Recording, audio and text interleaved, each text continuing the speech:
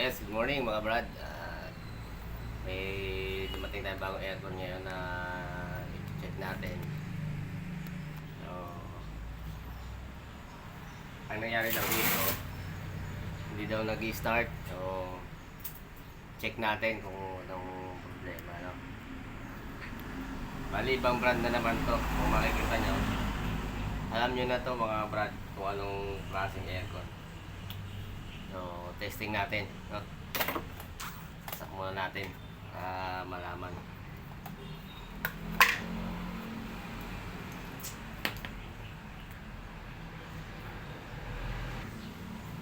Ito mga brad,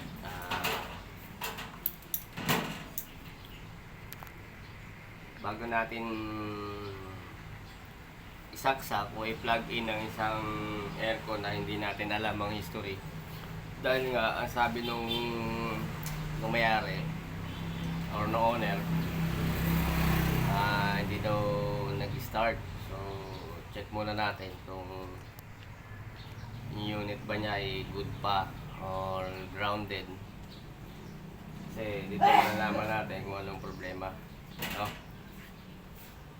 Tsaka bago natin isaksak, kasi hindi natin alam nga yung history, baka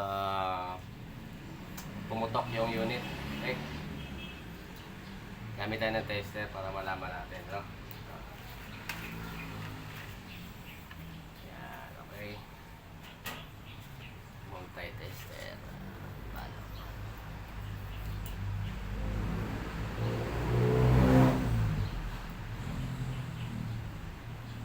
Dali na malaman mga brad kung grounded, no? Sa plug lang. Test natin.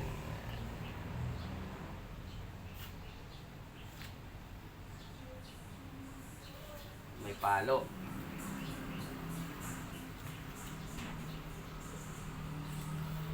Okay, may palo siya brad. Testing natin sa body ground.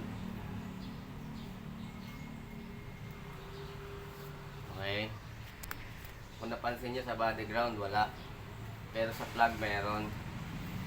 So ibig sabihin niya, nang nakukuha niya continuity, yung sa timer. Sa timer switch ito.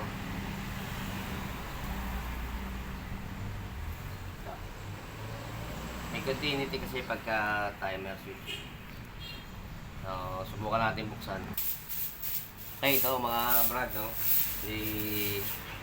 Check natin na bubuksan muna natin loob. Makita natin. Testing muna natin pala kung running ba yung unit, no? So plug in muna natin.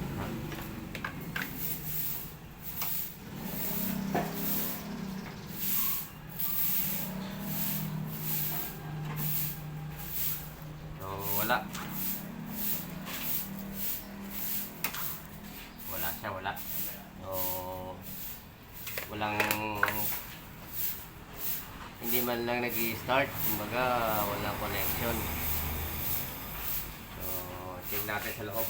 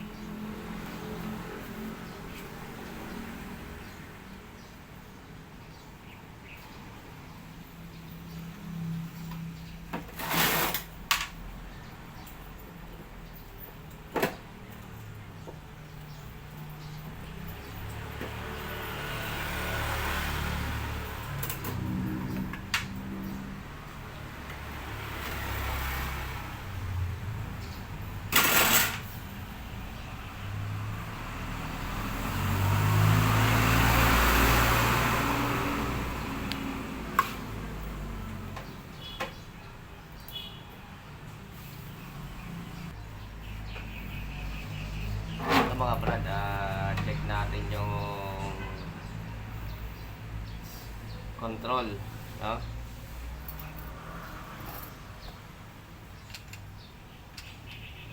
Tingnan natin kung bakit hindi siya nag-start.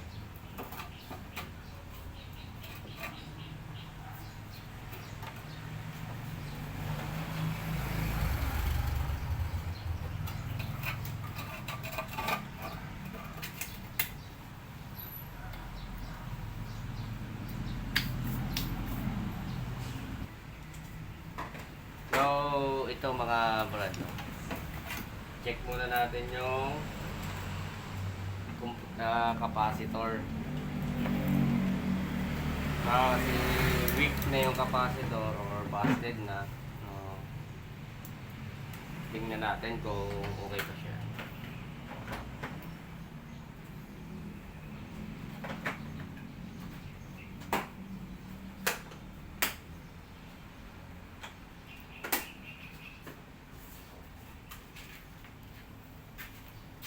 Yun, wala na yun sa compressor. Wala na yun sa fan motor. Yung sa compressor, mayroon pa. Okay. So, bali, test muna natin sa ibang capacitor. Para malaman natin. So, na mga brad, no? Check muna lang din natin yung connection ng fan motor kasi wala siyang fan. Check muna natin kung okay pa yung fan motor. Ito yung starting at saka ito yung running ni fan motor. Ito yung yellow at saka yung orange, yun yung speed. So yung supply naman ng itong fan motor nandito sa capacitor ng gas. Diyan siya kumuha ng power. At saka sa isa switch. Okay.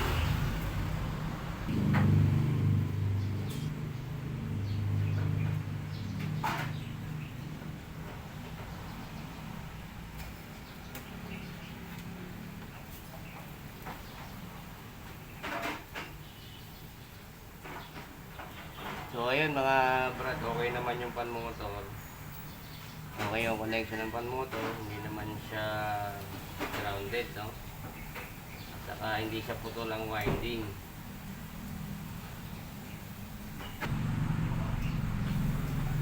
So ito mga brad, no? Bali ito yung capacitor niya. So weak na to. So baga palitin na to. Nanghiram muna tayo ng ibang capacitor doon sa ibang unit para lang matest natin kung aandar yung yung fan motor at saka yung compressor kung magsasabay. So try natin mga brad, no.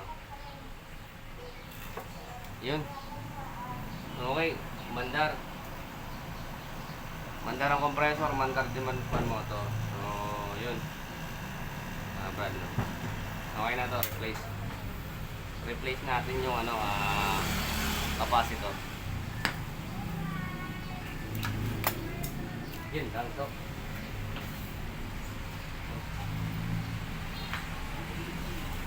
Hindi, bibili nyo.